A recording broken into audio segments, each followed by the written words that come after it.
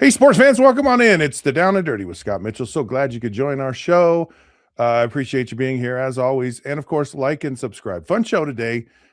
Crazy stuff going on in our world and crazy stuff going on in the world of sports, which we'd love to cover. Of course, we will absolutely cover today. So believe it or not, there are actually colleges, Power Four schools that have started spring football. And the combines in hot I guess it's kind of wrapped up now, but there's always interesting things happening with the combine in the NFL. We'll cover all of that. We've got some hot headlines, just some crazy things that are actually happening in the world of sports. Of course, March Madness is right around the corner. It is March, by the way.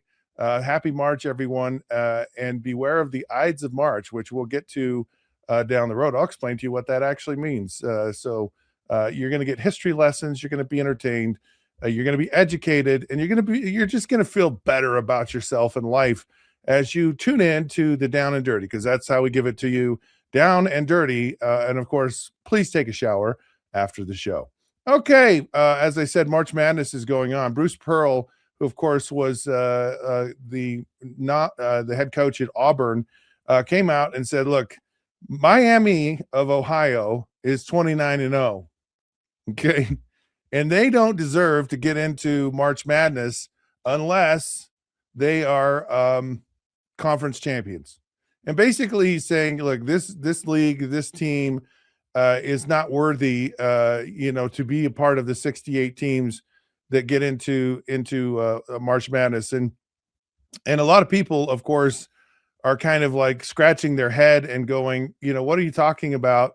And people are kind of calling Bruce out on his thought process. And it's like, well, what matters? Because really, like, conference champions, clearly they're automatic qualifiers, but I think, it's not what's like, it's the bigger body of work, right? It's not just, well, there's, you just have a hot weekend at the end of the year and you're automatically in. And I think it's for teams that, they get in and maybe they deserve to get in, maybe they don't deserve to get in. A conference championship doesn't necessarily mean that you're going to play well or you're not going to play well in a tournament. And I think the point that's probably most well taken in this is, it's what have you done throughout the entire year? Winning 29 straight games, not losing a game during the season, certainly has merit and should qualify someone to get into March Madness, regardless of what conference, what power designation you are. Basketball is one of those sports where, the seat of power or the opportunity, at least to get into the dance, can be anyone. And we've seen those stories and we like those stories. I mean, that's what's great about March Madness is the Cinderella nature of it. And it always happens. It's the upsets in the seeding that always happen. And what it ultimately is we're going to play and find out who the champion really is. And that's the way we want it. But certainly a team like Miami of Ohio deserves to get in regardless of whether they win their conference championship or not. Kind of, maybe, it's kind of a careless statement. It's kind of one that, could be deemed as bias, from a conference or a power affiliation. And so, whatever it is, but it just doesn't seem, it's just like, that's not really one. Okay. Another headline, which of course is very tragic. Our hearts go out to the folks at Colorado. Their quarterback, Dominique Ponder, was in a single car crash at early in the morning, where it appears his car went off of and was out of control, and he passed away. And it's man, these are always such hard situations. Clearly, your heart goes out to people in these situations. A lot of folks in Colorado thought very highly. Coach Prime said, "Look, this is one of my favorite guys," and really a tragic thing. And I hear this, and of course, and so they feel that speed was involved. Don't know yet about whether he was, intoxicated or if there are other issues. It clearly could be a speed thing. Now it was a Tesla, and if you want to go fast in a car, you're gonna. I mean, there's just something about being young and being male, and you want to drive fast. And I'm guilty as charged, and I know that's kind of how. Now I had a Subaru that wouldn't go over 50 miles an hour when I was in college, and I wonder if the fact that these guys have a lot more money, and it's and so they have nice cars, and it's just kind of one of those you wonder if an unintended consequence of NIL, where you have money and you're young, and so now you have a vehicle and you kind of are not super smart about things. Not saying he wasn't smart. I mean, who knows what was involved in this? But it just the minute I saw this, I just thought about, this is a headline, unfortunately, you hear about from players in the NFL. Same thing, young players, a lot of money, and really the first thing everyone does is they go out and buy a car, and I'm sure that that's probably one of the first things that college players with NIL money do is they go out and buy a car, and it's not a slow car. It's a fast car, and they know typically which ones they are, and so, again, I hope this is maybe just, a single incident. I hope it's not a trend. I hope it's not something that continues, because of the influx of money, and maybe it could be a cautionary tale for people to say, look, along with this influx of money at a young age comes a tremendous amount of responsibility, and I just hate to see these things happen like they do. Okay, moving on. um if I want to bring Martin on for this one. Floyd Money Mayweather is back in the ring. He's of course an undefeated boxer, and he's gonna fight a kickboxer Yes. and in June, and then there's the potential of I guess he's having a rematch with Manny Pacquiao in September, Yeah. and possibly Mike Tyson. Am I reading this right, Martin? Or please No, explain you, you are reading this correct. So he's gonna fight Mike Zabenides, a Greek kickboxer, in June. It's supposed to be an exhibition fight.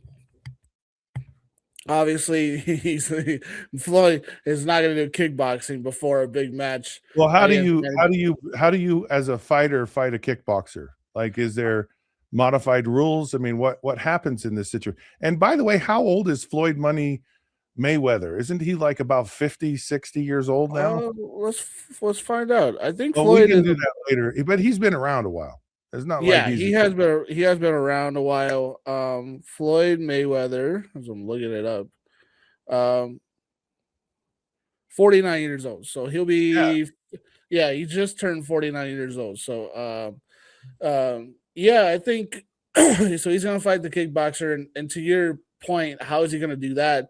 I think they're just gonna tell the kickboxer to stand there and take a bunch of punches. I mean, Floyd was more of a defensive fighter anyway, so this is just gonna be just back and forth. Who's gonna throw one punch in one round? We'll see what happens with that. Okay, who's Let's just watching this?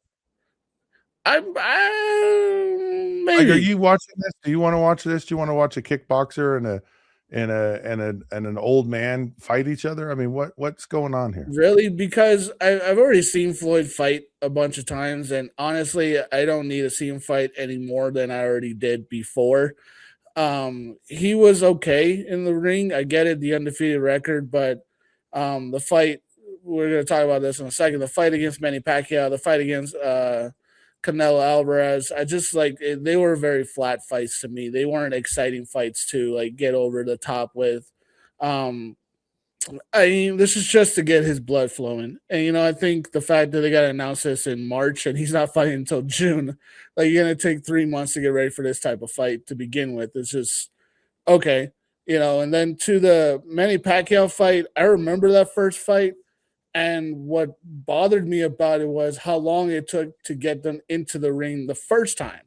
And Right. it's taken the same amount of time to get them back in the ring the second time. And so this is annoying because we could have had these guys fight 2, 3 times in their late 20s, early prime era, just like at the top of their game when they could have had some seriously fun fights, and they just left it out on the table for years, and it's all about money and timing. And I hated that. And it'll be interesting to see what happens. Both Manny Pacquiao, I know Manny Pacquiao is over the age of 50, and I know Floyd is, obviously 49. He's going to be 50 next year. I mean, it's just, I'm not interested in seeing these two guys fight at that age. I would have rather seen it at 28, 27, or 32, because then they would have had some serious punch. To fight Mike Tyson, sure, why not? I mean, we saw Mike Tyson take that fight with the Logan brothers. I think it was Paul Logan or some one of those brothers that do WWE and do boxing. Logan Paul, sorry, and it's just, sure, it's these hyped up over the top celebrity matches are just kind of annoying, Scott. I What want yeah, as I'm thinking about this, because his match with Mike Tyson, it's an exhibition match. Yeah, I mean, what they should do is they should have, how they have this residency thing in Las Vegas for all of the, like right now, Def Leppard is playing or has been, yeah, or they have Foreigner, they have some of these bands, or you have Celine Dion or Donny Osmond, and they take up residency in Las Vegas. That's what they should do. They should just have, okay, all you guys, all you old fighters, we're gonna bring you to Las Vegas, and you're gonna take up residency there, and that seems like a better issue to me than that. So, all right, well, interesting. I'm sure there's always interest in it. It's because people love these names, and they'll still tune into the fight, and they'll kind of want to see what's a rematch like between Pacquiao and Mayweather, and also what because Mike Tyson, let's face it, he's a polarizing individual. No matter where he is, what he is, when he is, he's someone that's going to move the needle, and somebody's going to tune into this. And so, fascinating to me. Okay, moving on. Athletes around the world, and another thought I have here is, my prayers go out to the leaders of our world, and that they will figure out how to resolve conflict and how to move forward in a way that's safe and productive for all of us. I don't think anyone wants to be mired in horrible situations. I'm not here to give my politics. I'm just here to say my prayers and thoughts and pleading go out to our world leaders to figure out ways to come to the table and resolve conflicts and figure it out. And I understand sometimes there's a need for people. There are people in the world that are they're not good actors, and they have a selfish and an evil agenda, and I get that, and I know that exists in the world today, and I know it has to be dealt with accordingly. But I hope for everyone's sake that these conflicts are resolved in a judicious manner. And my thoughts and prayers go out to anyone affected by this, and of course, athletes around the world are affected because of some of the travel restrictions that are happening, specifically some professional tennis players who are basically stuck right now and can't move on in other places. And with the global interest of our sports today, it's really happening. I mean, all around that, people are they're I mean, you're seeing NFL games all over the world. Sports is a worldwide business. And so having the ability to participate, watch, be entertained by sports, clearly it's something that is a worldwide phenomenon. It continues to grow. It continues to be something that is very powerful and engaging, and a lot of people want to watch it. I mean, today on our show, by the way, I'm fascinated by the fact that I know nothing about cricket. And yet there are billions of cricket fans in the world, and I think we need to broaden our horizons. So later today, we're actually on the show. We're going to try to figure out how to play cricket and what the rules are, and of course, we don't bring on experts to tell us. We just go search on Google. So we'll tune into that. But just our thoughts and prayers go out to so many people affected in the world today with what's going on. All right, we're going to take a break. We come back. We have, of course, some NFL news of notes. And believe it or not, spring football is in the air. And there are teams actually participating. We'll talk about that in depth when the Down and Dirty returns. So don't go away.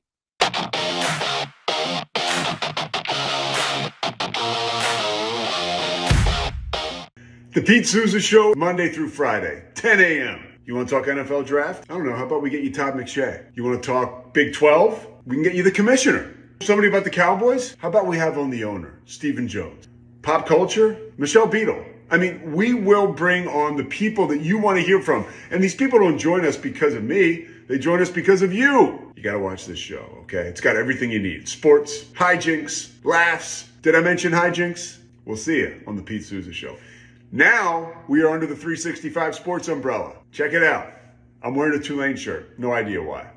It's the Pete Souza Show. Sports, Pete.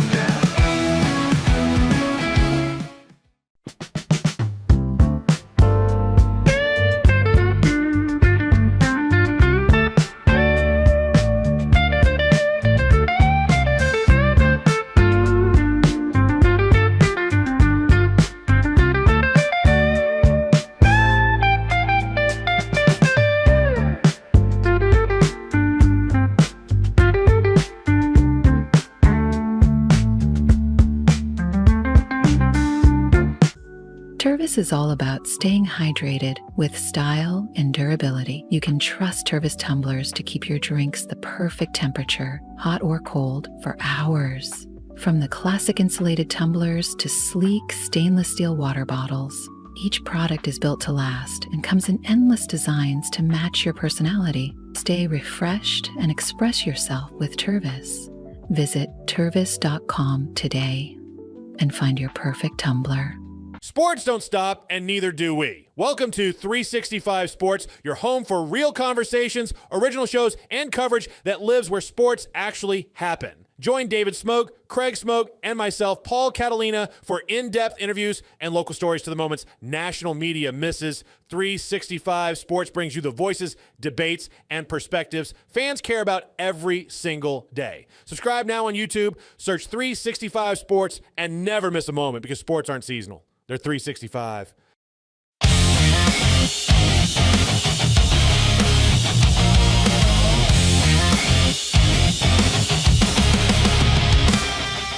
Hey, sports fans, welcome back. It's the Down and Dirty with Scott Mitchell. So glad you could join our show today. Yes, we're going to get downer and dirtier as we move on. It's going to get so down and dirty today, we're actually going to talk about cricket. So that'll be a fun thing. I don't know. I'm amused by it. I think it's interesting. I think it's something that we all should learn in our lifetime is learn how to do the things, love the things you hate. It's a key to a successful and happy life. It really is. If you think about it, and I'm always fascinated by this whole concept of dessert, like whatever your dessert, whatever sweet you like. So whether you like candy, you like chocolate, you like cake, you like pie, you like whatever it is your sweet tooth is, if it's tiramisu, if it's chocolate lava cake, if it's cheesecake, if it's I don't care what it is. It just immediately tastes amazing, right? That sugar infusion, the minute you have a bite of something, and it's wonderful, and it's good, and it's great, and it feels amazing, and instantaneously you have this thing, and yet when you go exercise, oh man, it hurts. It's painful. You sweat, your body gets sore, your muscles get tired, you can't breathe. And you go, how is this good for me? And I'm just talking initially, right? And so, but we need to learn to love the things we hate, right? So exercise, which is so good for you, it's just incredible what it does, both for your body, for your long-term life, but also mentally. Just exercising releases endorphins that just make us happier, make us feel better. There's just so much that goes on with exercise that's so beneficial and so good for us. And so it's learning to go, the cake's bad, even though it tastes good immediately. And the exercise is good, even though it sucks initially. So learning how to love the things we hate. That's the key in life. That's what we do on this show, by the way. Anyways, NFL news and notes. Of course, the combine, I believe, is either wrapped up or wrapping up, or I look at the combine kind of at arm's length. Like, do I really get involved? And I kind of dip in and dip out, and it's kind of fun to see, some of these guys, Sonny Styles, guy from the linebacker from Ohio State, kind of jumped on everybody's radar. And then you have some of these other players, and I'm just so fascinated by how much research and how much analysis, and how how everyone is we're so excuse me, we're so data driven in our world today.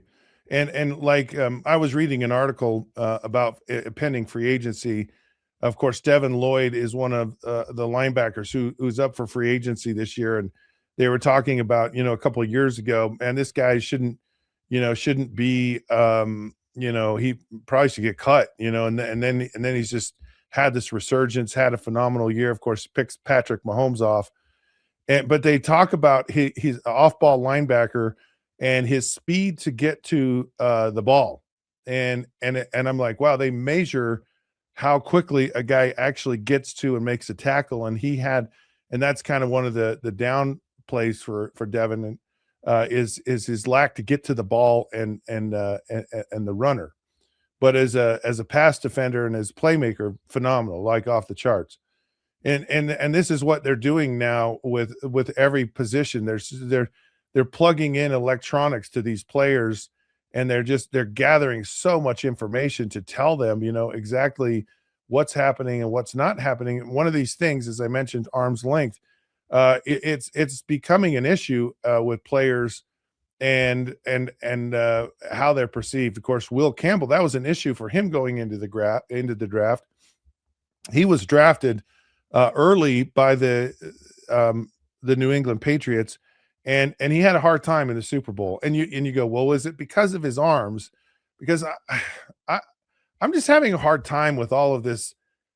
We're so over data driven with things that we're missing the essence of football. And that's just, it's this, do they love to play the game? Like if you love to play the game and you have the athletic ability to play it, I really am having a hard time with your arms. I'm really having a hard time going, his arm length, that's really going to get him. And I wonder where, where's the line? Like, what is too much? Like, what's too much information?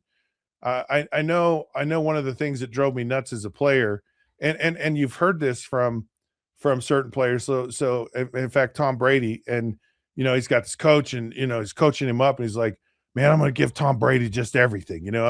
I'm just going to dump everything on Tom Brady. Here's where this guy went to college, and here's what he did his sophomore year in college, and he had one interception, and he had this and that, whatever. And Tom's like, I don't want to hear all that stuff. And I know that's like, you do these scouting reports on players, and it's like, that's just too much information. It's almost impossible to prepare for a team with too much information. You go, hey, this defensive tackle right here, he's got a half-inch shorter arm than the tackle on the other side. So we want to run against him this way and that way. It's like, it's like it just, to me, feels like it can be too much information. And getting back to, a guy's will to play. And if you have shorter arms, then you find a way to get around having shorter arms.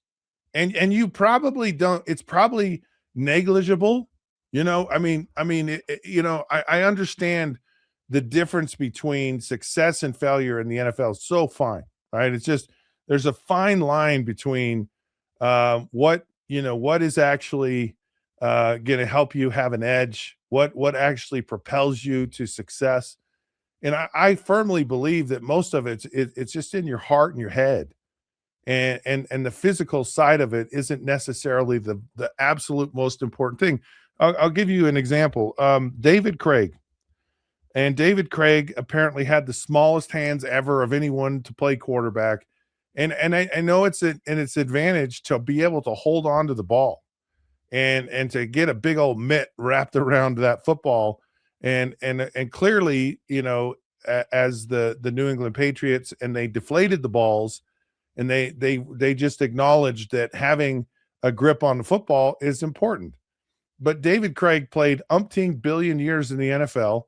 Of course, he had more fumbles than anyone in the NFL, but he still played and was very, very productive. And you talk about a guy, because I was a teammate with David Craig, and I can honestly say in the beginning I was massively under impressed with David Craig.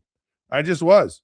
I was just like, yeah, you're about washed up and done. And he had been a lot of places when we became teammates. And I remember him even saying, he goes, man, if I don't play better, they're going to get rid of me. They're going to cut me. They're going to, and then I got injured, I don't know, 10 games into the season, and he comes in, and all of a sudden he just shows up and plays phenomenally, just plays tremendous. And of course, then he left there and he went to, I believe, the Chicago Bears, and then he went to the Arizona Cardinals, and he statistically and success wise, and he had was very good in the NFL and had very small hands. So this whole idea of having shorter arms is like, oh, this is really going to impact the player. I'm just curious in my mind, just thinking through this, like what really moves the needle. I know these things do matter. I know having longer length matters, but if you don't have the ability to utilize your length, if you're short, you have shorter arms and you're massively quick, does it offset it? Is it net, how much of an impact? Because there's never one body type that succeeds in the NFL. There's always this, a quarterback has to be tall. And now there's like a bunch of short little quarterbacks in the NFL. I just have a hard time. I really do. I have a hard time with short arms. And I have long arms and I have big hands. And so I'm not, but I'm not buying, oh yeah. You better not draft this guy because he's got shorter arms. Just not feeling it. Okay. Moving on, the Kansas City Chiefs, Jawaan Taylor, speaking of longer, short arms, they saved $20 million in cap space by releasing Jawaan Taylor. And, you look, so the Chiefs are trying to figure out their offensive line situation as always. They're trying to figure out a lot of situations as always and kind of retool themselves moving forward.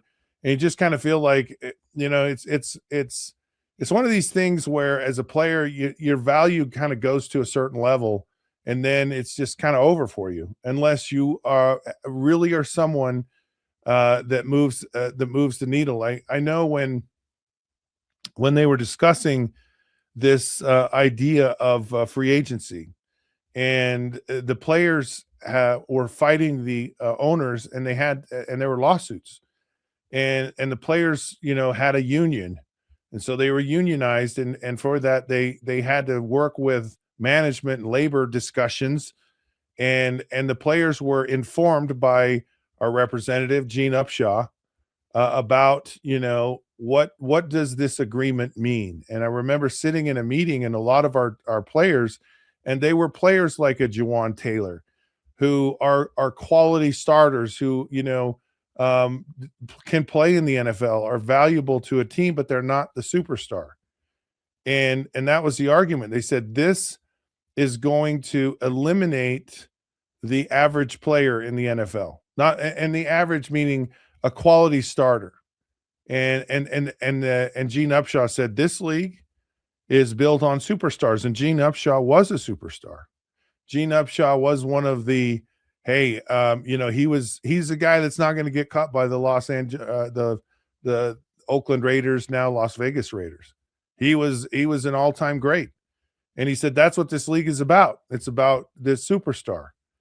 And it's always been built on that, and always will be built on that. And so the guy like the Jawan Taylor, who's done well, made money for himself, but those players are the ones that ultimately become cap casualties. And that's where I've always struggled with this with the NFL, where you have players who develop, right? And you have them in your system, and you teach them the game of professional football. And there is a lot of education that goes in across the board, every position, both sides of the ball, about how to play the game the right way. And so you have guys on your team, and at the early part of my career, there when there was no free agency, you had these guys for a long time. And so you had some guys who really, really understood how to play professional football. And then along comes free agency, and now you have these guys for a period of time, usually their first 3 or 4 years. And then they become free agents. And then they move on. And so you've invested all of this into players, and now you have to make a choice as a team, because what happens after 4 years, our minimum salaries escalate significantly.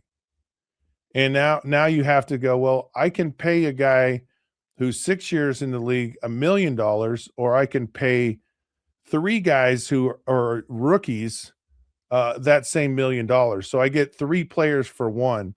So that experience, that development, you just throw it out the window and you go goodbye. And so now what you have is you have superstars and very inexperienced players. And I believe it's actually deteriorated the quality of play in the NFL. And this is over decades. This is over a long period of time.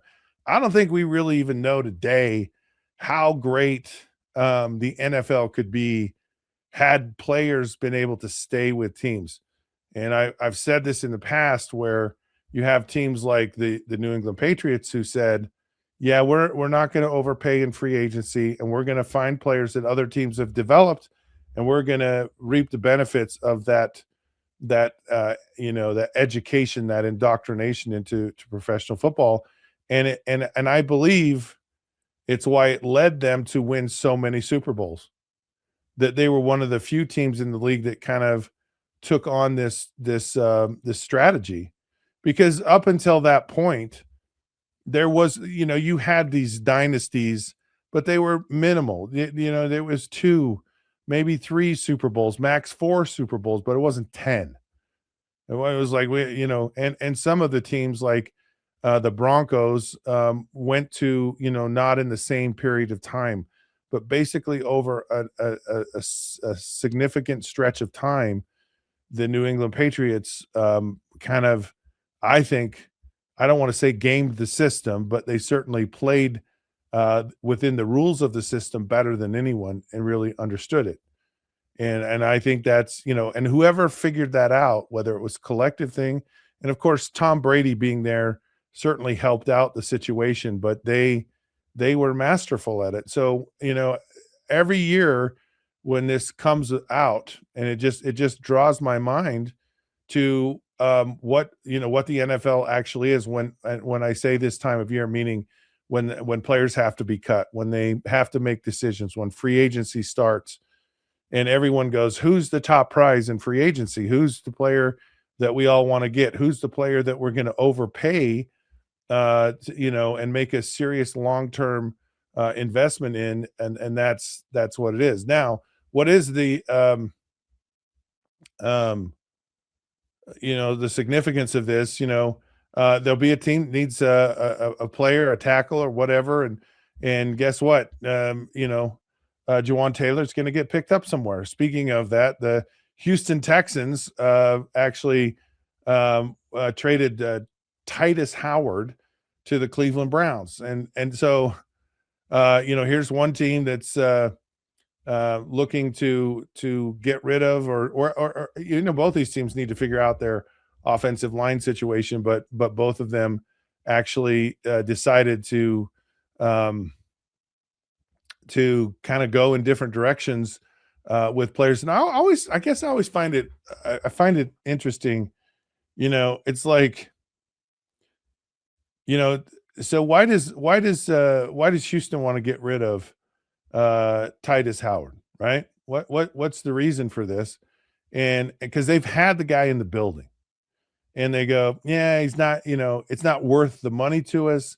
That we don't really like him, and now he's going to sign an extension worth about $63 million with Cleveland, and it's like, do you trade him to Cleveland, because this is a trade, which is it's actually the first one of the year, but what's interesting to me about it is, what do you not see? Because like, we go, man, we don't think this guy's really worth a lot, and who's the poor sucker we're gonna. And I'm not saying that's the case here, but it's just an odd thing for me where both of these teams are looking for offensive line help, and they're trying to figure it out, and they're kind of trading with each other. It's almost like, yeah, boy, we'll be happy to get rid of this guy right here, and who's the poor sucker who's going to do it? Well, of course, the Cleveland Browns, because they do all the dumb, crazy things in the NFL.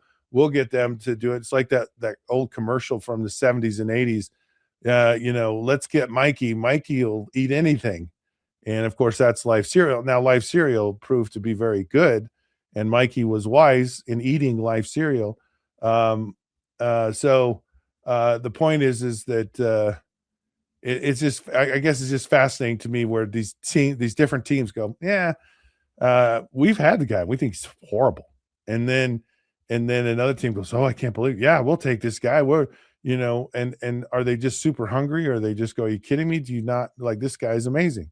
I mean, like Brett Favre, he's in Atlanta, and Jerry Glanville, who I don't really particularly think is wonderful or marvelous.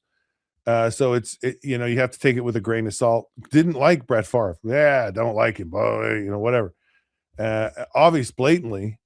And he goes, I don't like the guy. I'm getting rid of him. And now there might be some argument to it, because, Brett Favre was a very raw, very undisciplined, very, kind of learning how to play player. And so I can see where you might, but, feel that way, at least in the short term. But the Green Bay Packers saw a whole lot more than that with Brett Favre, and so they go, yeah, we want Brett Favre, and we're going to take him, and then off you go. And so, it's just a fascinating, like, vision people have, or lack of vision, for a player and their talent. They just don't see it.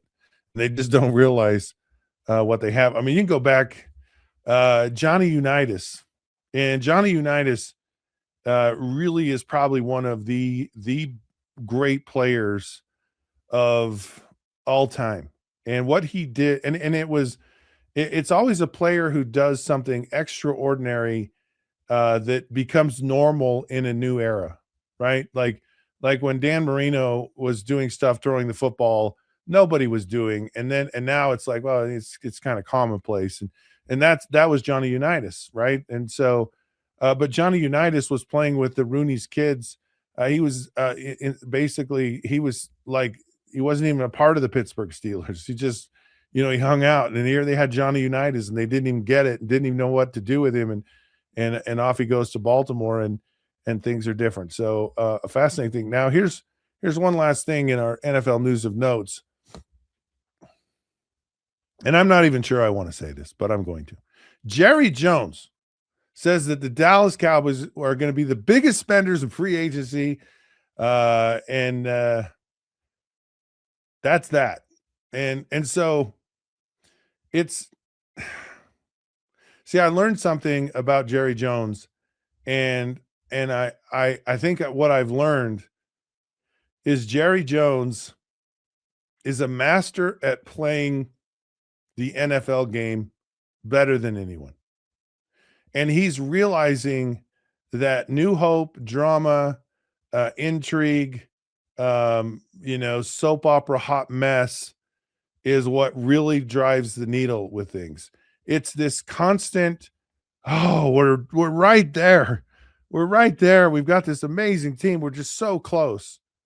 And you have these fans because you've basically hooked them on the drug of the NFL. Like that you've given it to them and they can't get enough of it. They'll never leave it. They'll watch it however, whenever, why ever. They just do. You have Chicago that has been abysmal, but man, they got a fan base and they got people that'll tune in.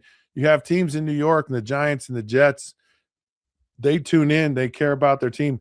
The Detroit Lions have a fan base that's been so loyal for years. They love the Lions. They love the Packers. They love the Bears. They love the Cowboys. And so you're basically feeding crack to these addicted fans and just making this statement. Oh, that's right. Jerry Jones is going to spend more money than anyone. And guess what? That means the Cowboys are going to the Super Bowl and they're going to win it. And I think he understands this better than anyone. And so in my mind, it's like, well, I don't think he cares. So I think he makes a statement and maybe he does spend more money and maybe he doesn't. I mean, how do you get rid of Micah Parsons? I just, whoa. And maybe you get rid of Micah Parsons because Micah Parsons has he's too vocal. He's too out there. He's too opinionated. He's too, so it's I can't have anyone bigger than me on the Dallas Cowboys. And so, so Jerry Jones, I don't think he cares. I don't think he cares if he spends, because then if he does spend all the money, then it's just a whole new season of drama. Why did he spend all the money on this guy? Or is this guy going to pan out? Or if this guy does pan out, and how, it doesn't matter. It's just a story. And it's a story that just continues to feed itself, and you have the conversation. It's the same thing that happened in golf and probably is still happening in golf. And that's Tiger Woods. It's like Tiger Woods has not been relevant in the golf world for maybe a decade. He had the one win at the Masters, and then everything is, when is Tiger going to play? How long is Tiger available? Is Tiger this?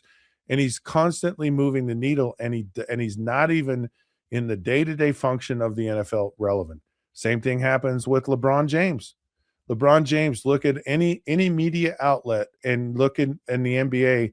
There's going to be some connection, some story, some discussion about LeBron in some form or fashion.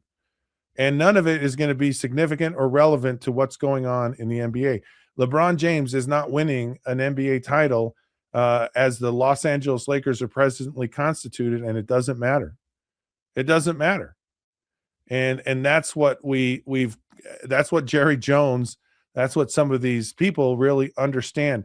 What creates the conversation? What causes us to have the discussion? And that's what is almost most important, which is insane because we're like sports fans and we're being duped.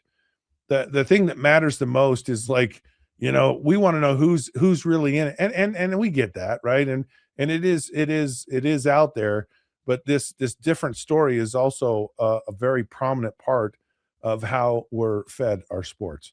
All right, we're going to take another break. We do come back. Spring football is here. It's already started, and there's like probably snow and cold and misery around much of the country, but the college football season is on the clock, and that's what we love here on the Down and Dirty.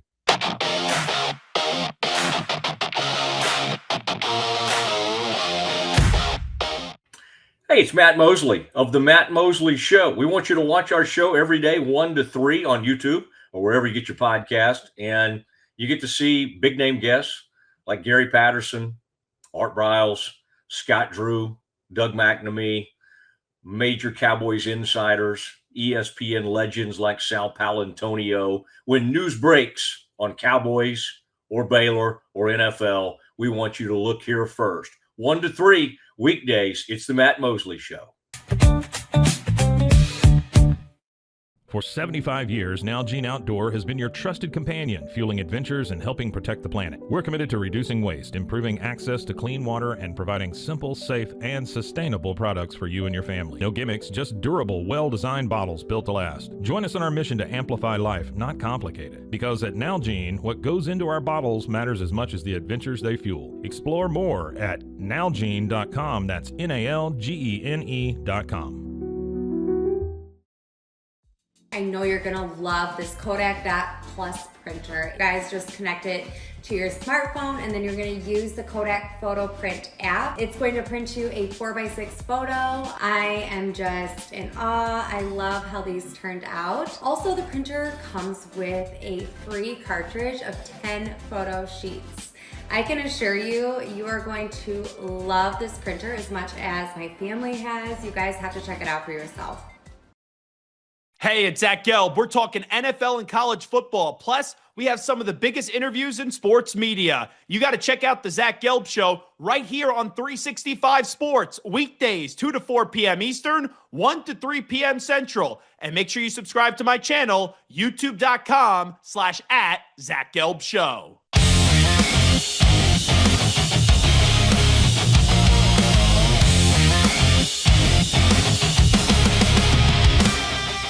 Hey, welcome back. This is the Down and Dirty with Scott Mitchell. I've been informed in the break by Zach, one of my producers, the real reason why the Texans are trading away Titus Howard, and that is, of course, in anticipation of another offensive lineman who they're going to pay, and which is my whole point. And so I thank you, Zach, for the validation and the clarification and the fact that what's sad is why can't they keep them both? I mean, if he's good enough, maybe he's not, and you just get stuck in these tough situations about who's better, who deserves more money, and it's a tough thing. Okay, so spring football is upon us. It is upon us again, and there's going to be some fascinating developments in spring football. Of course, a year ago, spring football was basically non-existent, and yeah, there's a value to it. A lot of spring football is like, well, you don't want your starters to get injured, so it's about developing young players. It's about bringing in new players and kind of getting them indoctrinated into your systems, and then it's like we kind of want to tone it down a little bit because this is how we lose players, because parts of spring football, and this is a marketing ploy, like these big programs, folks show up for spring football. They want to see the team. They want to see the newest version. They want to see what everything looks like. And so it's open somewhat to the public, which allows anyone in the public to kind of slide on in, and they got their eyeballs and they're watching your practices and they're watching your scrimmage, and they're going, "Ooh, I like that guy right there." And then they had this second transfer portal window, which was now sucking away some of your players and some of the valuable players you had on your teams. And I hated it, and it was awful. And some coaches said, "No spring game, no nothing. We're going to tone down everything that's going on in spring football because we're not going to lose players again, or at this point." And I think it's fool, and so the NCAA has said no, well, that's not going to happen. Now there is a loophole because you can unenroll in school and then re-enroll somewhere else, and that gets you around the second transfer portal. Jake Retzlaff, who was at BYU, did that, and for good reason. I mean, it was a tough situation, but it's a loophole. Looks like they're trying to change it. Regardless, spring football is among us. BYU, I know for sure, has actually started. They started last week, and so they've got some intrigue and interest. We're going to talk about that actually here in a little bit later on the show. But I think it's fascinating. Spring football is fascinating, and I think it takes on a very, very much more significant role probably than ever in college football. And there was, I think of spring football when I was in college, and there was a lot of value in it. And I think it's the case for almost every situation, every program. But I really believe the greatest value you get out of spring football is you get live reps for your quarterbacks. And I think everyone likes the live reps, and, the offense and defensive line, getting to kind of have that inner line play is really good. The one-on-ones with I mean, it's good across the board. I'm not saying, but it's so, you can do a lot of individual stuff with other positions, but it's really hard for the quarterback position because you need everyone. You need that. You need to see the routes against a defense, and you need to see concepts, and you need to feel the rush, and these are really, really valuable things. And the reason they become even more valuable today is because so many quarterbacks transfer. And as you take a guy like Carson Beck, he transfers to Miami, and he kind of struggles early on in the season. And I think part of that is just being in a new program. And then he kind of gets it all figured out, and late in the year takes him to a national championship game. But having that opportunity to spend time to get to know players, to get them indoctrinated into your spring practice is huge. In the NFL, they have OTAs, and you talk about the teams that are really successful. They take advantage of these OTA opportunities, and that's really, I think, what a lot of football is. If you really understand the game in any degree, you understand that, man, to really get to a competent level, you need a lot of work.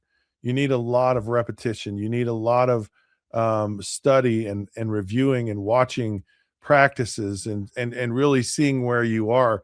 And, you hear, I remember Jason Beck, who was the new offensive coordinator at the University of Utah, is now with Kyle Whittingham at Michigan. And he just said, from day one of when we were in spring ball and the evolution, and to watch this team at the end of spring ball and then to watch them at the end of fall camp, it's like it's not even the same team. And it's clunky and it's awkward, but you go through that process, and you have to go through it. Now, you've got a lot of places, like LSU and Lane Kiffin, and you've got Kyle Whittingham. Speaking of Kyle Whittingham, he's at Michigan. You've got new folks at Florida, and a lot of, Penn State is now Iowa State, 2.0. And how does all of this translate? And then you have a team like Indiana, because now all the eyes are on Indiana, and all the players that came with Kurt Signetti are gone. So he's phased out of his players that he brought from JMU, and so now he's, does he make that, was that just kind of a blip, or is he dialed into, and has he figured something out that makes Indiana relevant moving forward, or was it just, lightning in a bottle in the perfect storm? I don't know, but what I do know is spring football has become massively important again. And I love football, and I just love all aspects of it, whatever it is. And I love the intrigue of every year trying to develop and coach and create a team that's competitive, that has a chance to win, and how you just really figure it out some years, and other years, for whatever reason, it's just a dud. Lane Kiffin, him doing what he did at Ole Miss, here was Ole Miss, and who would have ever thought they could do that there? Because you kind of felt like, maybe Lane Kiffin's a lot of flash and a lot of kind of Jerry Jones-ish. There's a circus, there's a show, there's an entertainment that comes along with it. But it, all of a sudden, so now it's like, look what he did at Ole Miss, and boy, if he gets all the groceries he wants at LSU, watch out. And so we're going to watch out. And does that happen? And it's just fascinating to see. Another place I think that is also interesting is USC and Lincoln Riley. Man, I remember when Lincoln Riley got hired at USC, and I'm like, whew, they're going to wake up that sleeping giant. I think it's probably the most baffling thing to me in all of college football is How come USC is not competing on the national stage, and they're not in the conversation like Ohio State is every year, like Georgia is, like Alabama, like some of these other schools? And you just go, they should be in the conversation every year. And the team from the Pac-12 in the Big Ten is Oregon. That's the team everyone. And you go Oregon, what? They're this recent player on the national stage, and don't get me wrong, they deserve to be there. They should be in the conversation. But USC, as we say, started out on third base, and they actually went backwards. And so they should really contend. I really thought Lincoln Riley was a beautiful hire. That was going to, and it just hasn't panned out. And so now he's brought in Gary Patterson, and as his coordinator. And I don't want to say it seems desperate, but it certainly seems like, because that's the thing. Lincoln Riley can show you all the offense, like he's amazing offensively, but he stinks. He just can't seem to find the right mix there. I have thoughts about why that happens sometimes.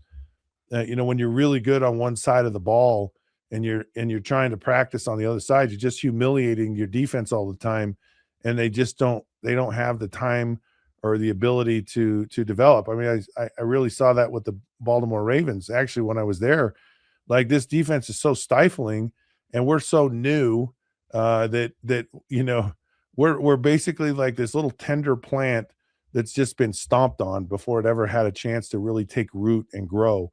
And that can happen sometimes when you're really, really good on one side of the football and you're trying to find an identity on the other side. I think it was an issue at the University of Utah with Kyle Whittingham. He's such a defensive-minded coach that he just could never, and he'd find it in spurts, and he kind of found it in one year with Jason Beck, and hopefully that's a long-term solution for him, but certainly can be to your detriment. So there's a lot of intriguing storylines going on in college football and in spring football. And so this will be a fun thing to kind of watch unfold. And again, this is, I guess, why it's interesting, is because we're in such a new world in college football and trying to figure out all the different days of the calendar and what they mean, trying to go, hey, our NIL window, our transfer portal window is not really ideal. And, and just try, can we shift things around? So there's a lot of growing pains going on in college football, and things that have an impact, and a significant impact, and change the landscape of everything that's going on. Spring football is definitely one of those. All right, we'll take another break here on the Down and Dirty. We come back, of course, speaking of coaches and changes, a lot of successful first-year coaches in the NFL. Who's going to be around? Who's going to continue to make an impact? And who's going to take a nosedive? We'll talk about that and so much more when the Down and Dirty comes back. Don't want to miss a minute. All righty, and I will have coach images for this next segment too. All right, let's bring in old Martin for this one. Yes. So are these are the only second-year coaches? Yeah, these are all the second-year coaches and first-year coaches. So how we'll do this is I'll just be like, hey, next coach, you give your response. Do you think they'll be better or worse? Just kind of a recap, and that's that. And that's that? That's that. Okay, let's do it. I'm ready. Yeah. Simple and easy. All right, here we go. All right. Hey, sports fans, welcome back. It's the Down and Dirty with Scott Mitchell. So glad you could join our show. Like, subscribe, do all that fun stuff. Of course, Monday is a wonderful day. That's what it is today.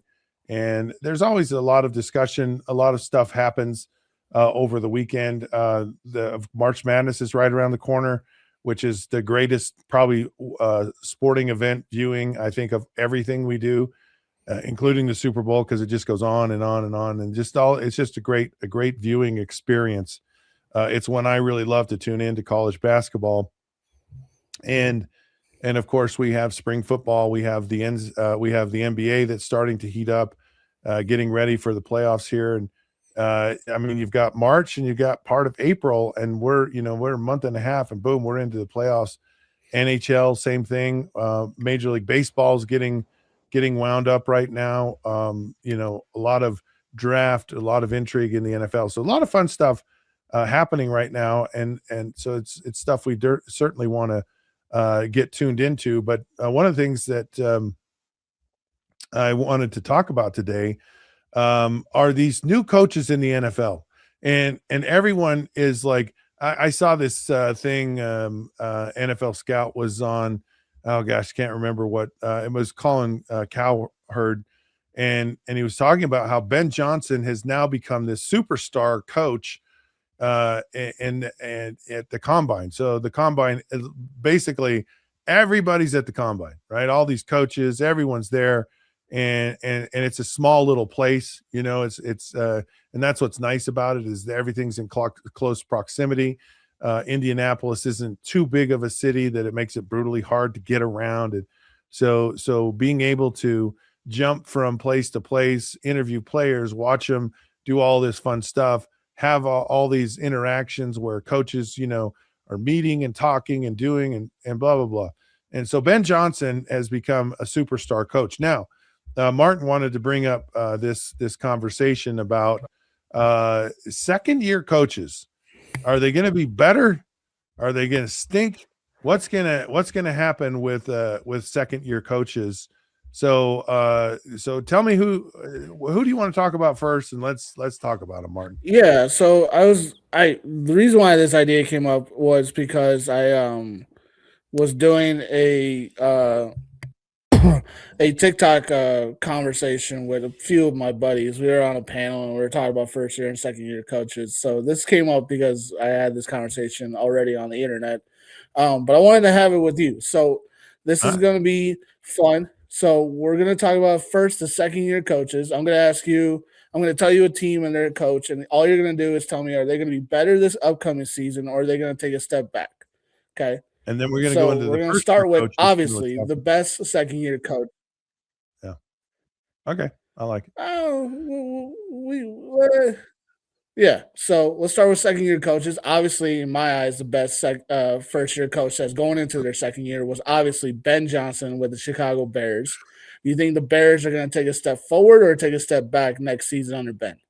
Well, I think you're biased that you have to start with him because you're a Chicago Bears fan. But we'll start with Ben Johnson. We're fine. Everything is fine. You have to like Ben Johnson a lot. And you have to like Ben Johnson a lot for a couple of reasons. That he's significantly validated who he is and what he's done.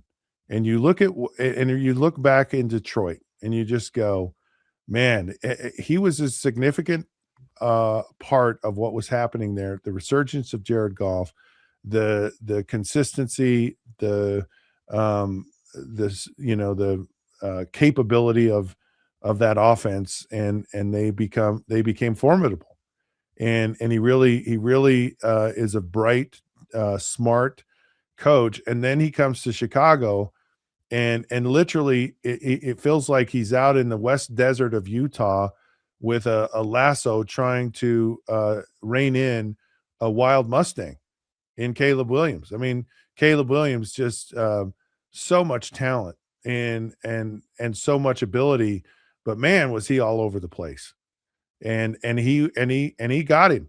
He got his lasso around Caleb Williams, and he reined him in, but he didn't break his spirit, you know. And that's the beautiful thing, where you saw that uniqueness of Caleb Williams, and you saw it in the playoffs in big moments, and he came through, and that stuff is just magic when you can not kind of coach out the greatness of the player, but coach it in.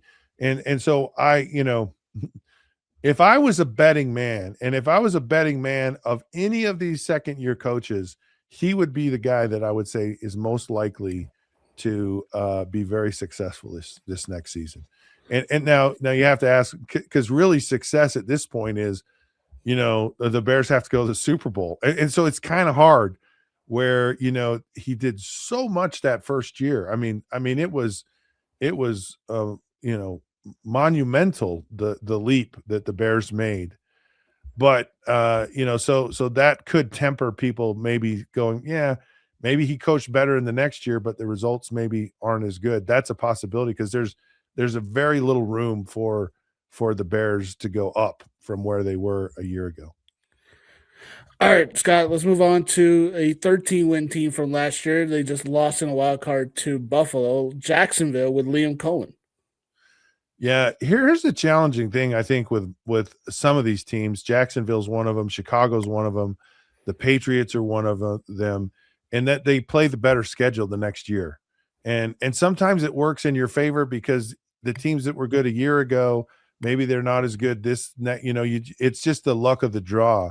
But it's certainly one of those things that is super beneficial if you're a team that plays in a really bad division. Then you have the ability to win a lot of games. You're not just grinding your teeth out, every single week playing some of the better competition, which is one of the things I think that made the Seahawks so impressive winning the Super Bowl is that they played in a tough division. You had the Rams, you had the 49ers, you had the Seahawks.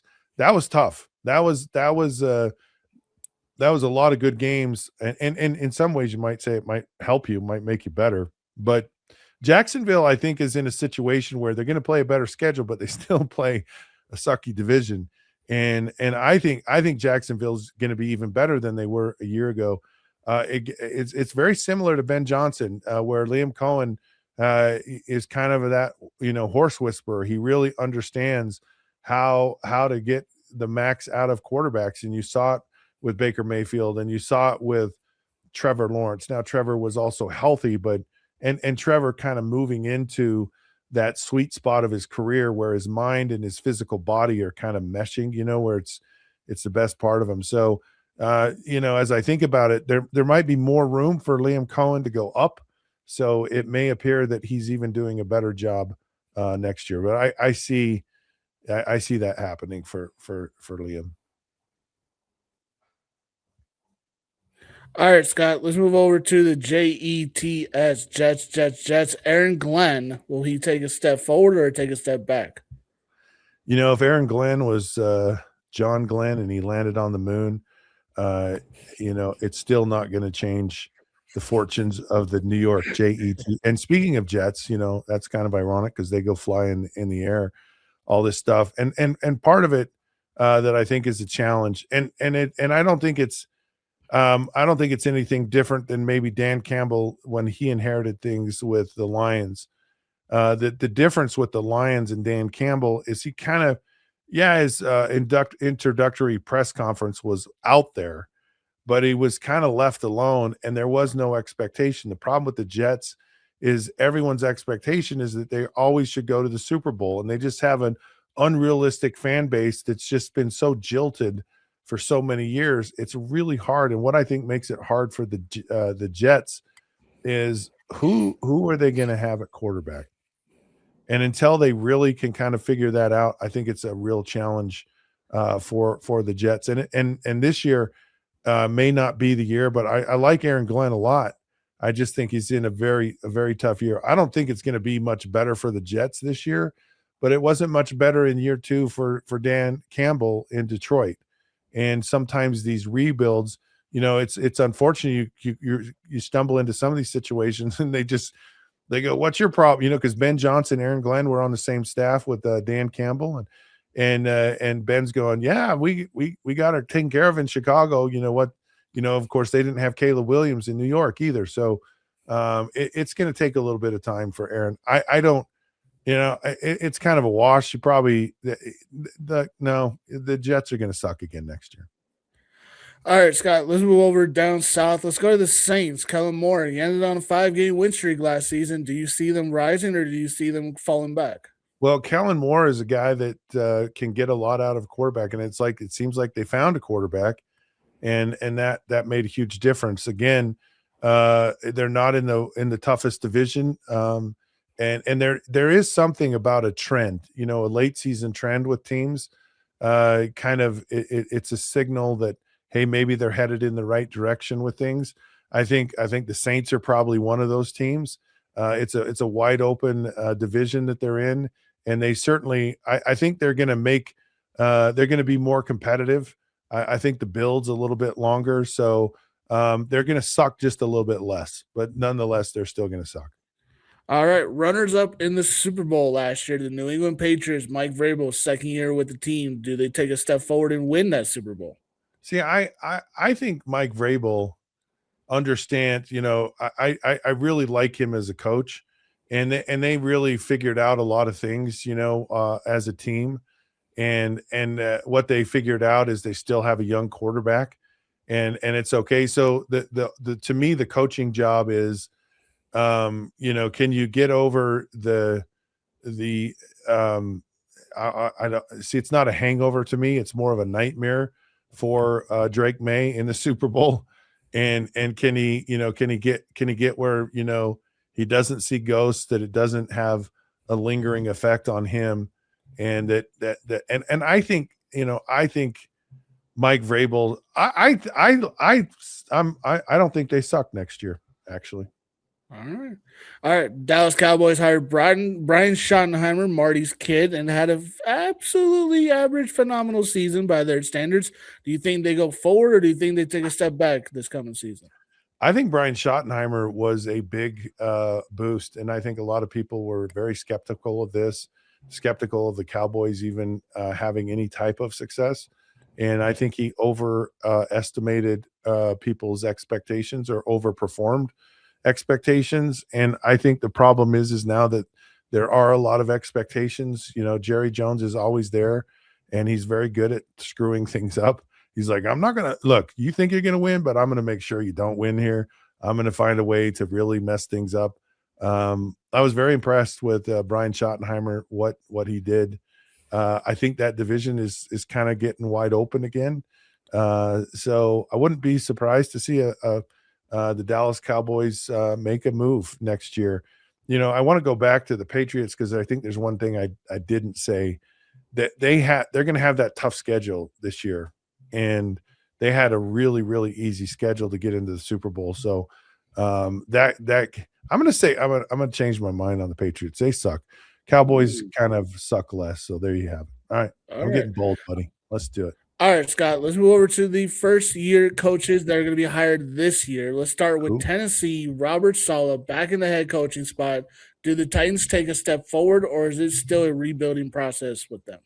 Well, the one thing we learned about Robert Saleh is a very good defensive coach, like maybe, top 5 in the NFL.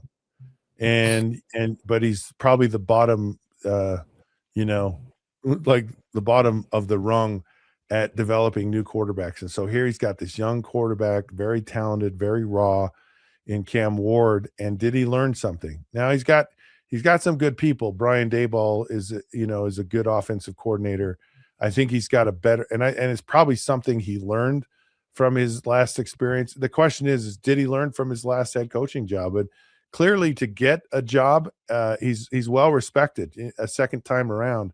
Maybe this is the Mike Vrabel kind of switcheroo here, where Robert Saleh leaves the Jets, goes to a new team, and has it's all they're going to play good defense. It's all going to hinge on how big a leap does Cam Ward make from year 1 to year 2. And I'm not convinced of that. I think it's going to be a bit of and with these first year coaches, there's a little bit unless you're Urban Meyer, they have a little bit of a runway. That first year is kind of looked over a little bit. So I think it's going to be up and down for Tennessee. All right, let's move over to the Pittsburgh native Mike McCarthy taking over his homeboy team, the Steelers. Will they go forward, or will they go backwards with their new head coach? Mike McCarthy, it just feels like that's just he's just like it just feels like it's the right pick as the head coach. You have to wonder how much gas does he have in his tank, and really everyone's tank. I mean, how much gas is available for the folks in Pittsburgh, whether it's the head coach or it's Aaron Rodgers. And Aaron Rodgers seems to just still have something. And, a 70% Aaron Rodgers is pretty good. It's good enough to get you into the playoffs. They have a little bit more. I think DJ Metcalf actually hurt them getting suspended at the end of last season. I think it would have helped their positioning in the playoffs. It's a really weird division. It's in a lot of flux right now. New coach in Baltimore. You have a weird situation in Cleveland. They have a new coach. You've got kind of who knows what's going on in Cincinnati. Cincinnati may be the best team in that division next year. I don't know. So all of it depends on Aaron Rodgers coming back and playing well. And I think that's I think Mike McCarthy's going to have a good year next year. All right, let's move over to the other team in New York. The Giants hired John Harbaugh away from the Baltimore Ravens. Does John have enough in the tank to help them get over the hump? Okay, here's my boldest prediction I'm going to make on all of these coaches. And I'm right now I'm bullish on Jackson Dart as long as he doesn't keep running. And I'm going to say John Harbaugh is going to put the New York Giants into the playoffs. And I think they're going to be I think maybe Washington might be. I don't know. I'm going to say the Giants are going to make the playoffs in Harbaugh's first year. All right. So I'm going to say he doesn't suck.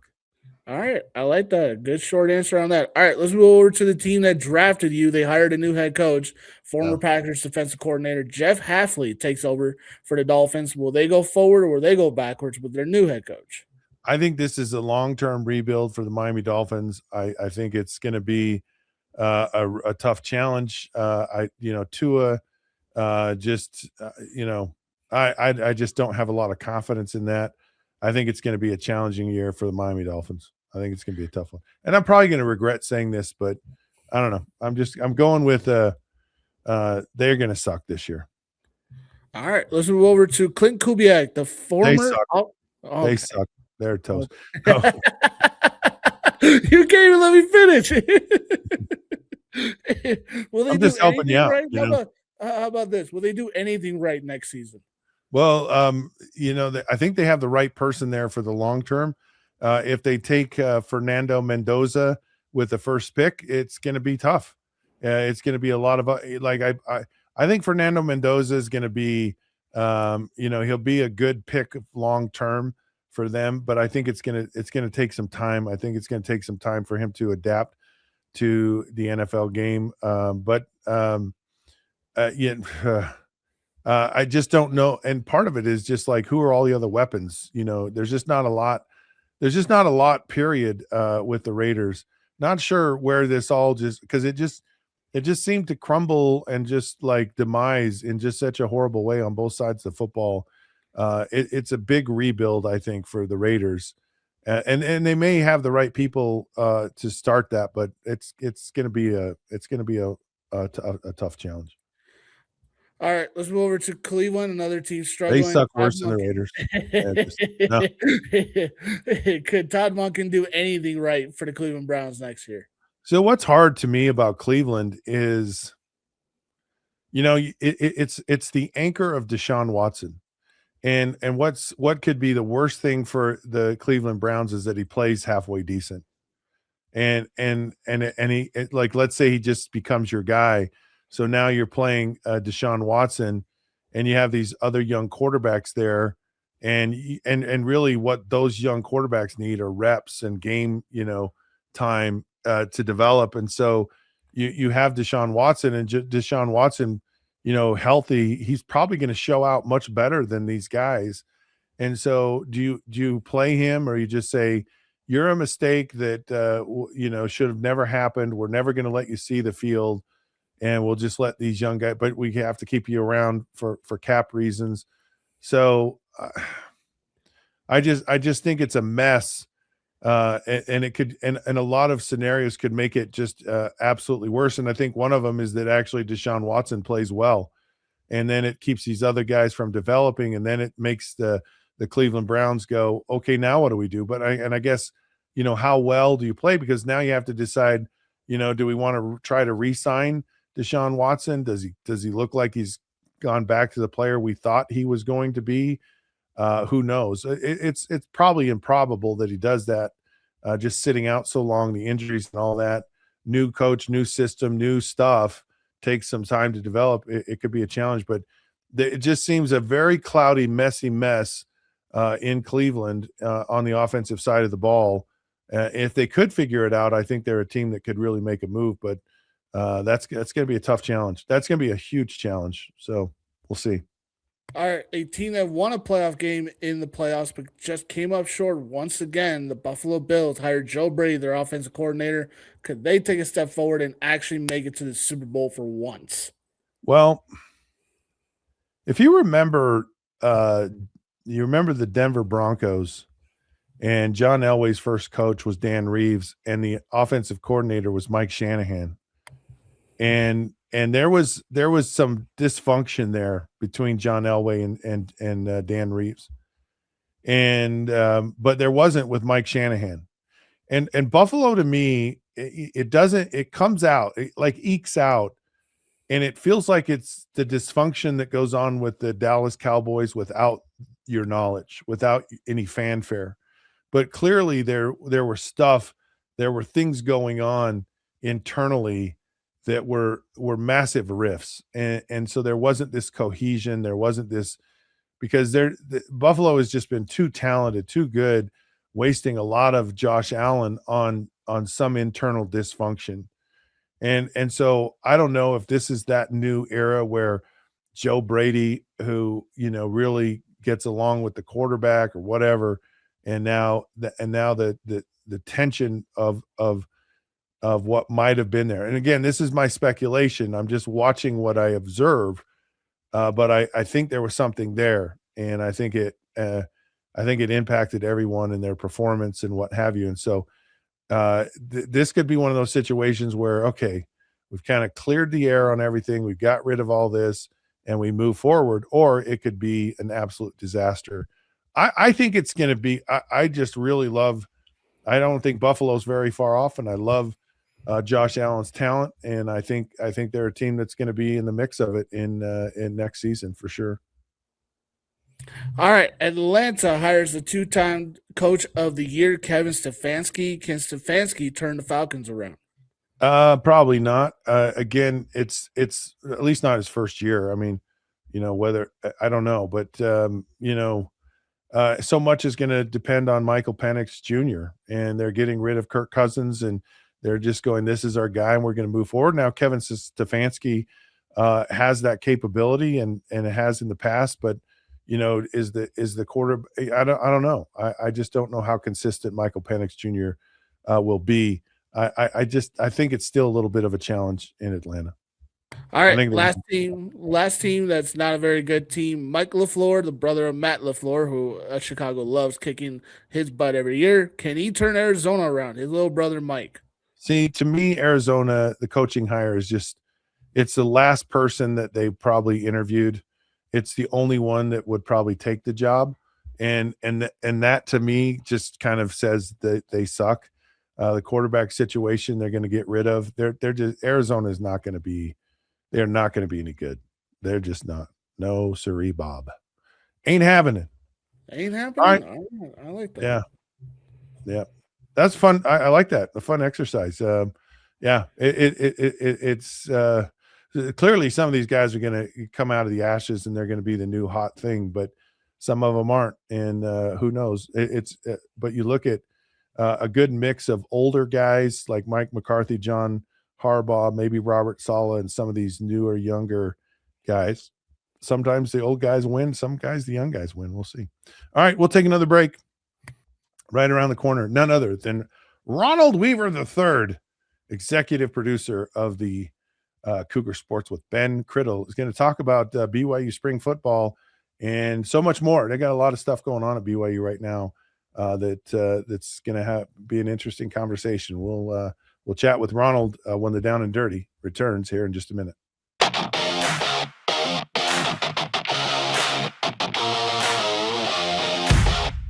Hi, my name is Mike Lacey.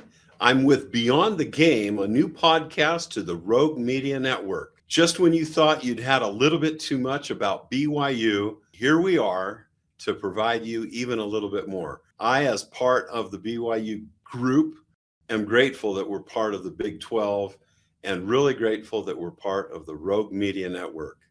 Thank you. Circulon C1 Series Clad with Scratch Defense Non-Stick. The luxury and confidence of premium clad stainless steel meets Scratch Defense Extreme Non-Stick that won't scratch, ever. With an ultra-thick aluminum core for high-performance heating. Maximize cooking, minimize cleaning. Discover the unmatched durability and elegance of clad stainless steel. Scratch-free, worry-free, forever.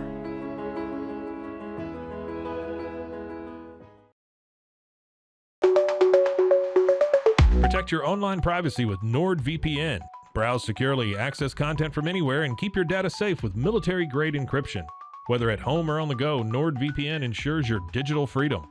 Stay secure. Download NordVPN today at nordvpn.com. That's NORDVPN.com.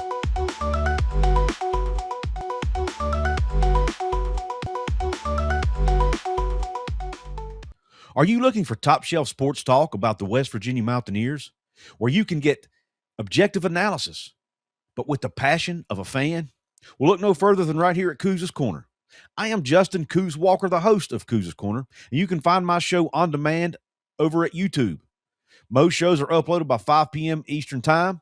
You can also check out my live post-game reaction shows.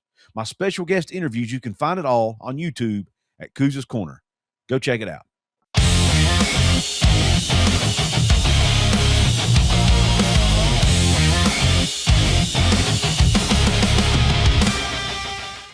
Hello, sports fans. Welcome back. It's the Down and Dirty with Scott Mitchell. So glad you could join us every day. Please like and subscribe. Do all that fun stuff. All right. We are not prejudiced. We're not impartial because we are going to talk about BYU on this show. We have none other than Ronald Weaver, executive producer for Cougar Sports with Ben Criddle. 98.3 ESPN, The Fan is where you can find them. They do an amazing job. They've been around a long time, and they get it right. Ronald, welcome to the show. How are you doing today? Good. Thanks for having me, Scott. I appreciate it. Yeah, this will be a fun conversation. Is it crazy to say that BYU is now right? I don't know if I want to say right in the middle of, but they are having spring football as we speak. What's kind of been the feel there the first couple of days? Yeah. So we got a chance to go into spring ball on Friday.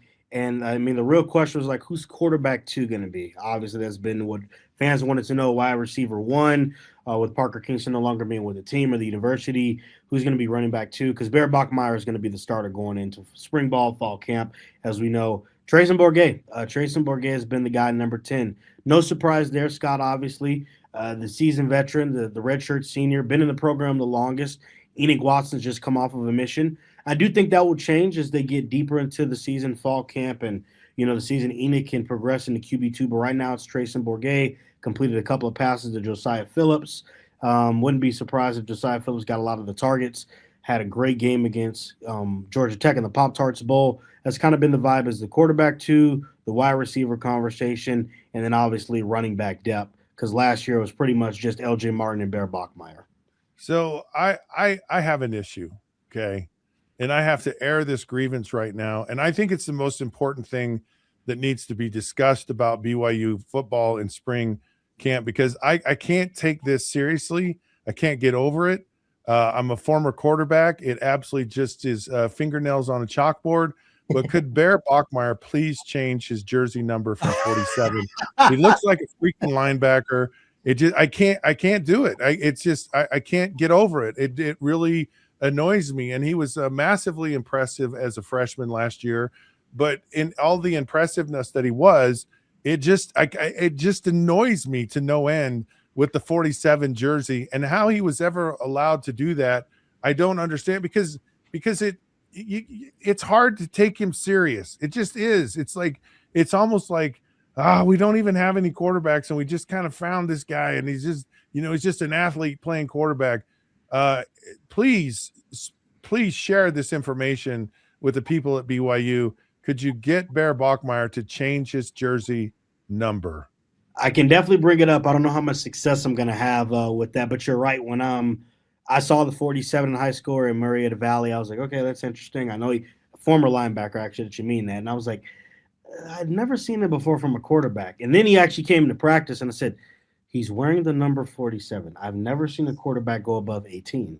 I've seen 18, I've seen 12, I've seen 13, 15, I've seen 8, 9, 3, 4, 5, 0, 1. Never seen 47. Yeah, that's he definitely likes to stand out, I can tell you that. Yeah. Bernie Kosar wore 20. I almost want to think. I think Doug Flutie might have worn some. By the way, I wore 19. So that was that. So you wore 19. Okay. So now you know a 19. So you can go above 19 though. No, you can certainly go. I'm okay with the 20, but I can't handle the 47. No, it's just a weird thing. Yeah. So spring football is going on. Looks one of the things that I think is interesting about spring football to me, there was this talk of, people were kind of a little leery about some of the exposure because there was a second portal window with the spring ball, and so people were trying to downplay spring ball. What's been your sense at BYU now they know they don't have the second portal window? Has it changed kind of the strategy of spring ball, or where do things stand there? Yeah, Kalani had asked that about the second portal window, and he said it just gives them a little more solidified plan. They already had what they wanted to do. He says this actually helps the program. He actually likes it because they can do everything at once. Kalani is all about business, doing things in an order way, and if you ever get outside of that, he really doesn't like it. He doesn't want to move to anything outside of that. So no, BYU's operated the same as always. They actually appreciated this portal window that they have to be able to do that, get their guys in a lot faster. High school recruits, transfers, everything else, because they want to get their entire team and get their roster solidified as soon as possible. Now, he says that. He's not going to tell us that, but they want people to know the scheme, system, have the playbook down. So, no, BYU's in favor of this, and I think they've appreciated it, to be honest. Yeah. Some changes and some, kind of dramatic. Let's talk about of course, Jay Hill leaves to go to Michigan with Kyle Whittingham, new defensive coordinator on the books. What do you see the impact of that is, and what needs to happen to have success defensively for BYU? Anytime change, Scott, happens, there will be impact, right? That's just the way it goes. Now, what does that change? Is it positively or negatively? That's what we're going to find out. First-time play caller in Kelly Papinga on his own. He was a co-defensive coordinator in his time at Virginia. Obviously played under Bronco Mendenhall, coach of Bronco Mendenhall. Had him on our show, Cougar Sports with Ben Criddle. He says that the defense is going to be Kalani Mendenhall. So it's going to be a mixture of Kalani and Bronco, right? I thought that was a pretty good way. That's the best way you could describe it. I still think BYU will operate out of the 3-4 base, if I'm going to be honest. That's what I personally think. I think they'll stay with that, but I think you're going to see 4-3 at times. There's a lot of guys they have on the defensive side of the ball that they're going to try to maximize their skill sets. The likes of Afalatal Satuala, Kedu Luave, who comes into the program, Isaiah Glasgow comes back. That was a great pickup. But the Jay Hill departure is big. I would not overlook that. Anytime you lose a coordinator that jumps you in the rankings, numbers-wise, recruiting-wise, and that gets a job with his former mentor who is one of the top 5 coaches, I think, in college football. Right now, I know people are going to say that's maybe a little bit of a hot take. I don't think it is. Well, Kyle Whittingham did for the University of Utah, and now at the opportunity to go to Michigan with unlimited NIL, unlimited resources to the Big Ten. I mean, it's a sad thing for BYU fans, and it's also great because it knows that your program is elite where they want to poach your program for coaches. So I think you have to look at both sides of it. But the Jay Hill loss is significant. Gennaro Guilford, I would argue, is a bigger loss than Jay Hill maybe. When you're a double minority at BYU, it is impactful to be able to be an African-American non-LDS guy to recruit that, because cornerback's the hardest position to recruit at BYU. Let's just call it what it is. But to be able to lose him, I think, is that. And then Eddie Heckert goes to Weber State, right? Assistant DB, former player Gavin Fowler was the safeties coach. So the secondary is going to have its growing pains. I think it's going to have its ups and downs. But, I like the likes of Lewis Walker, who they bring in. I like DeMario Warren, who's proven at Boise State. But all of those guys are going to have to learn, and they're going to have to go through their fair share, because what Jay Hill had and what Gennaro Guilford bought, Kalani's most tenured defensive guy and staff member at that time, that's going to be an impact. Now, what the impact will be, I don't know yet, but I know it will be some as everybody's in their new roles, and I can't undermine the Jay Hill departure. One of the things I think, you mentioned about Jay Hill leaving, and you go, you have to go, right? If you're you Yeah, have to go, absolutely. like you have to go. But Kalani was faced with a similar, man, you have to go scenario with Penn State. I mean, it's one of those elite top programs in the country, and they heavily pursued Kalani, and you really, you could really argue and say you kind of have to go do that. And for Kalani to pass that up was a huge thing.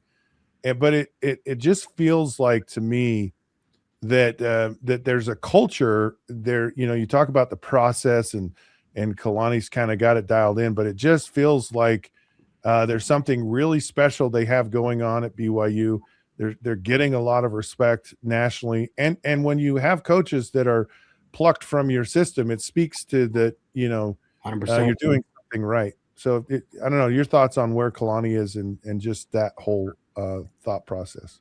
Scott, as you and I both know, he was 1 foot in the door and 1 foot out the door. At one point, he might have had both feet out, but was still holding on to that door. I think BYU had to run out the door and honestly grab him and bring him back. I'm going to be honest. I won't even lie to you. I think that was the case. Look, these guys are the most competitive people in the business, right? They want to win at the highest level, a national championship. They want to do everything. That's what I got into coaching, right? You are a player. You know how that is. No player goes to be like, yeah, I want to be like, no, they all want to be here. So, look, to take the Penn State job, if he'd have done that, I would not have blamed him one bit. I don't blame Jay Hill one bit for the opportunity. But, when you Google BYU football, you would ask ChatGPT, Google, Gronk, whoever you want to ask these days with all these programs, Kalani Sitake will pull up.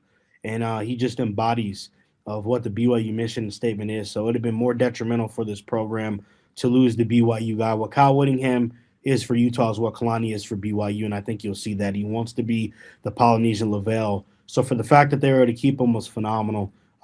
Big loss for Penn State, but to talk about Penn State, Matt Campbell, I also don't think that's a bad guy. I think that's a good culture builder guy, but BYU was able to keep Kalani, and I know they're going to benefit from it going forward, but it does speak to what you said so proudly about the culture because, like I said earlier, if you pluck coaches from your program, that's good. That means that you're succeeding the way you want to. Parker Kingston was a big part of this team. He's been an impactful player, been a very productive player at BYU. Of course, he is facing an alleged sexual assault, rape situation, and so he's no longer with the team. These situations are tough as they are, but they're especially tough at a place like BYU. What's been the feel or the vibe around there with the fallout of the Parker Kingston exit? Yeah, you pray for all people involved in these type of situations. Your heart goes out to everybody involved. These are situations that we don't like to talk about, but we have to discuss, right? Like you mentioned, this is BYU's wide receiver one, Scott, coming back with 924 yards. I mean, when was the last time you had a guy on the roster, Scott, that threw for a touchdown, called for a touchdown, ran for a touchdown receiver, like all, returned a touchdown? All four of those are big time. So that's a key loss for this program. But Kalani said on Friday, I said yesterday, Friday, when we asked him in the media availability, hey, how's the team handling that? He says, he's like, the guys are fine. He's like, we have a great team culture. We're going to be all right. And he's like, I like the depth that we have at wide receiver. He likes, what they brought in. He likes the returning talent. And he looks for someone to emerge as the next guy. But they've moved forward. And I think fans and other people move forward. But I still think even with that being said, this is a big loss. A guy that was a redshirt senior that had been around the program a long time, the impact. It's going to be tough to replace this type of talent. But with the stars and the recruiting, there should be two guys out of that mix that should emerge. We'll just have to wait to find out who that are because they're only 2 days into spring ball. Yeah, it's an unfortunate thing, and BYU went through it a year ago. It did with Jake Retzlaff, and that was probably more devastating or difficult to overcome. And they answered the bell on that one pretty significant. Found Bear Bachmeier in the ashes of that disaster, and so it worked out well for him. And for Jake Retzlaff, because I was hopeful that would go well for him as well, which it did. So BYU, a lot of early predictions, have BYU highly ranked. They're certainly a contender for the Big 12. They're certainly a team that, probably going to be maybe top 15 in the country. in early preseason rankings. Are they that team? Is BYU a top 10, top 15 team in the country? Definitely a top 15 team. Top 10 be really difficult. Not going to go that far, but definitely top 15. I think if BYU came in at 12, Scott, I wouldn't be upset, right? They were on the verge of the college football playoffs. They came in right there. I think that's a good ranking. To say they're a top 10 team, if you're a top 10 team, you would have made the college football playoffs. You'd have beaten Texas Tech at least once, right, Scott?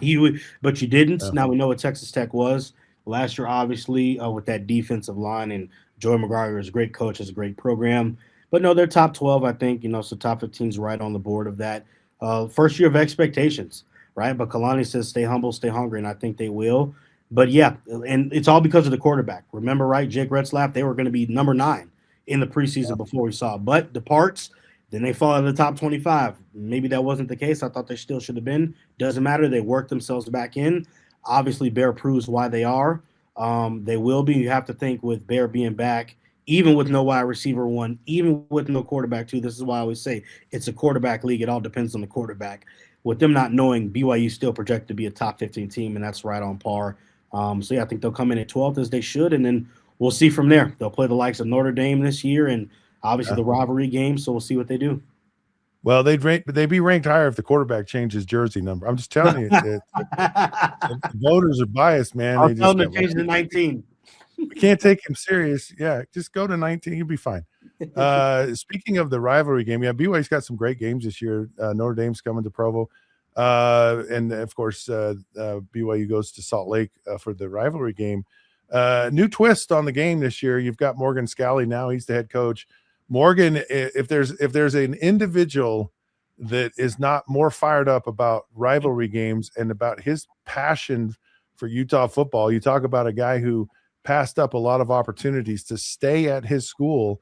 So here you have Kalani at his former school. You have Scalley at his former school.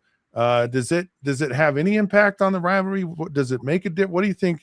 What do you think the impact of Morgan Scalley being the head coach at Utah now has on this rival? Because I know Kyle always wanted to kind of downplay it. I don't even know if he even wanted to play BYU, but I think it's different with Morgan Scalley. Yeah, that was a lot with Kyle, right? And I think that's because Kyle was at BYU, played for BYU, right? Yeah. Was supposed to be the Kalani Sitake, but says, you know what, I'm going to take my talents up north, right? Kind of you could say the prodigal son, if you want to twist it that way, or the black sheep, not really. Whatever you want to twist it, right? I think that's why Kyle downplayed it, right?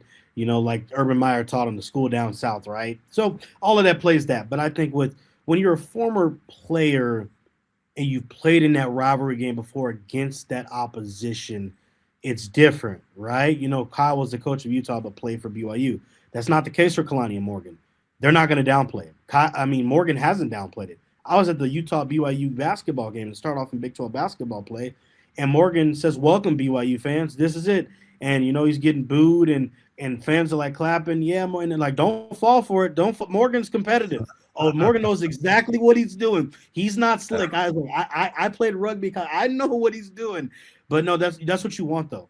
Scott, I want that. I want that from the former player, coach. They're supposed to build it up. It's supposed to be nasty, ugly. It's supposed to be, I don't like you. Now keep it within the lines, right? But no, Morgan is not going to downplay this. He's going to get his guys fired up. Kalani's going to get his guys fired up. You've seen the video of Kalani. You've seen the video of Morgan. I don't like these guys. My whole life, that's what I hope those messages are played, and that's what it should be. So appreciate Kyle downplaying it, not speaking on Bear Bachmeier, but I promise you Morgan Scalley is not going to be that way. He's going to be competitive, petty, but respectful too, and I look forward to seeing the two former players for their alma maters battle it out now as coaches. Yeah, see, that rivalry now is going to get down and dirty, which is the way we like it. I like how you did that. Right here. So I'm looking forward to it. It'll be really good. Ronald, hey, really appreciate your time. Great stuff. Have a great rest of your day, and thanks for coming on. Appreciate you guys. Thanks for having me. All right, more to come here on the Down and Dirty. We have cricket. We're going to talk about cricket. I don't know how, where, why. It'll be interesting. We'll have some fun with it. You don't want to miss it when the Down and Dirty returns.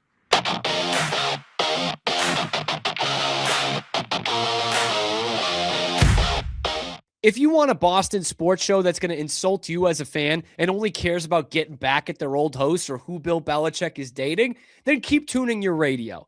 But if you want a sports show that's wicked good, wicked smart, wicked passionate, then you need the Wicked Boston Show with me, Cam Stewart. It is the only Boston sports talk show that is by the fans and for the fans. One voice in this city where the only BS is Boston sports. The Wicked Boston Show.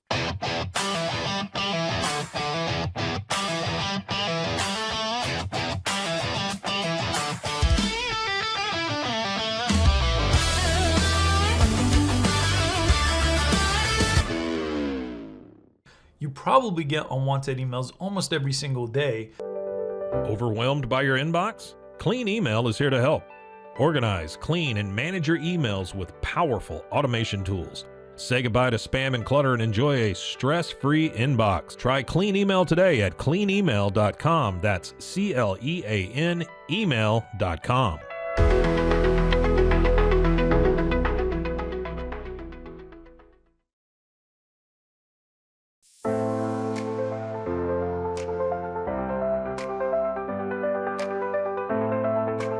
Get paid faster with Bill, the easiest way to send, receive, and manage your payments. No more delays, no more hassle. Whether you're a freelancer or a business, Bill makes payments seamless and secure, simple, fast, and reliable. Sign up today at Bill.com.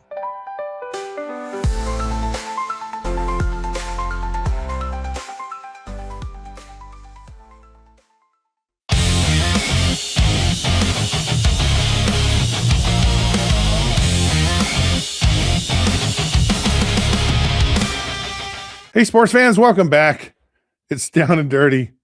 In an attempt to, I don't know, broaden our horizons, become more well-rounded, become citizens of the world, to culturally engage ourselves in the world of sports. It's fascinating to know, and I want you to understand this, there are a billion, with a big B, cricket fans in the world. Non-football, football, soccer has billions of fans, and I don't know if it's billions, but it's and so here's a sport, cricket, that like we know nothing about. I don't think we even want to try to know anything about. I've watched some highlights of cricket periodically. I couldn't explain it in the least bit of how it works and what it is. I know matches can go on for days. It's a long thing. So in an attempt to understand cricket better, I did the one thing that we all do these days is we go to AI, we go to Google, we go to whatever, and we try to learn how to play cricket. So I'm going to attempt to explain to you how and I know the whole point of this, I don't know what I'm talking about. Okay, I'm just going to start with that. So I'm going to BS my way through this whole thing and explain to everyone the whole game of cricket. So first off, the field is oval shaped. So think of like maybe a football, I guess. I'm trying to relate it. It's a 22-yard rectangular pitch in the center. And of course, pitch is, like the playing surface, right? And then there's 3 wooden stumps with 2 balls placed on top. And how they get that to stand up and how they do all that, I have no idea. It almost looks like a tee for Little League baseball, and you set the ball on top of it kind of thing, but there's it's not quite as involved. It looks really precarious how everything's there. And then there apparently there's 11 players per side. So one team bats and the other team bowls and is in the field. So it's very similar to baseball. And there's I guess there's 3 phases to the game. One team bats and the other team bowls, right? We get that. That's an inning. And then there's all these different ways in how you score, which I have no idea. So after you hit the ball, the 2 batters, because apparently there's a batter at each end. I don't know. Again, I'm guessing here. Each exchanges runs. Could I get Martin in here? Because he's young. I'm actually going to give Martin some Martin. I want to give Martin some. I don't know. Okay, so there's a little like, doesn't that look precarious with the little 3 wooden wickets there, and I guess they're wickets, right? The little stumps. So Martin, I want you to do some homework for me. I want you to go and find someone who actually has played cricket and knows cricket, and I want to interview them on the show. We need to figure out, because I'm reading like you score runs. So it's the team that scores the most runs. You have an inning. So the team bowls, then a team bats. But do you go through all 11 players? And then that's an inning. Like, what's an inning? How long does it last? All of these things. And then you can score runs like by hitting the ball in a certain area. You can, you can score more runs by clearing certain areas on the fly. I mean, there's all different kinds of crazy. There's all different runs can be awarded for illegal deliveries with the ball. So it's quite a crazy match. So Martin, first off, do you know anything about cricket? Are you there? Martin, your microphone is muted. Martin, your microphone is muted. Oh my God, that is embarrassing. Okay, start over from the beginning. Because you're having an amazing conversation with yourself that none of us heard. So what do you know about? I know as much as you know about cricket. I have very little knowledge. I have seen highlights of it, but I'm going to shock you here. Okay, I hope you're ready for this shock. I have watched. I'm sitting down, Martin. I've watched a full cricket match before. You've watched this before, and you've never. I have watched a full match before, and that was. How long was the match? How long did you watch it? 2.5 hours, which wasn't much more than a football game. Where was the match? The match was at the T20 World Cup cricket match. Well, of course. So The I watched. T20. What the heck is T20? So it's apparently 20 overs, and I'm still not fully understanding of what all that really means for cricket.